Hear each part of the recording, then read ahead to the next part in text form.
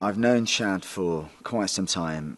I've worked with him as a second unit director on a couple of action films. You know, someone I've always looked up to, and he's done so much in his life as a stuntman, as a stunt coordinator, as a director now, and the business of 8711. And he phoned me up, I guess it was October, and he said, I'm thinking about writing a role for you in John Wick 4. Are you interested? And I'm like, yeah, of course I am. I got very excited. And I didn't hear from him for ages. And, you know, he's not the best at returning texts. So I'm thinking, am I still going to be in that movie? And what is the part? You know, I didn't know anything. And so eventually he phones me up again 6 months later and says, right, I've got the sides for the part, but I'm not going to send it to you. I want to talk you through it. For guys like me that have come up through the world of stunts and martial arts, he's someone that you look up to, you know, for all the work that he's done as a stuntman. The fact that he's one of the best martial artists I've ever met. I mean, he's proficient in so many different styles of martial arts. Like, you literally cannot believe it. He can do everything.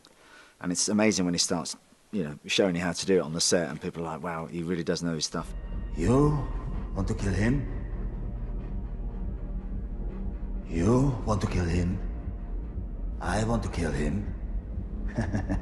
The whole world of John Wick is just great. It's like almost in some sort of alternate universe. It's real life on steroids.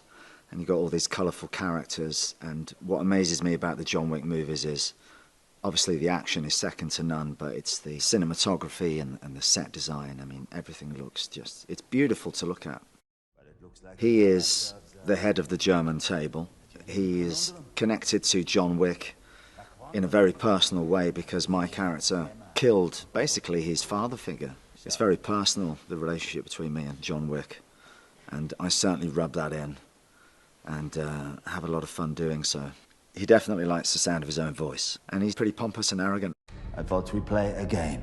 Well, I've had various card coaches because I started off in America. I was doing another film, so I got myself some cards. I was looking at stuff on YouTube, just trying to figure out some nifty things to do, not really knowing what was going to be expected of me. And then when I got back to England, I had a magician show me some of his tricks, which was the one that we ended up using, was to flick the card and to catch it. Keanu he lives up to everything you've heard about him, obviously. He's just such a nice guy. I remember coming to the set, and he was doing action, you know, fighting all day, and he decides to offer me his seat. I'm like, you're here fighting all night, you take the seat, Keanu, I'm just visiting for 1 hour. It'll be fine. That's the kind of guy he is, right? He's just such a nice guy. And I think one of the reasons that John Wick works so much is because he's this badass assassin, but when that guy is inhabited by Keanu, he's just so likable to watch. You can't help but root for the guy. He just, you know, he could play Ted Bundy and you're going to root for him. Donnie is a legend of action cinema. He's one of the greats, one of the best to ever do it. I had the fortune of working with him once before on Ip Man 4, and I was the bad guy in that, and he gave me a real good kicking, which my character greatly deserved. And it's just a pleasure to work with somebody like that. You're working with people at the top of the game. For me, I do a lot of action films. That's my thing. That's what I'm known for.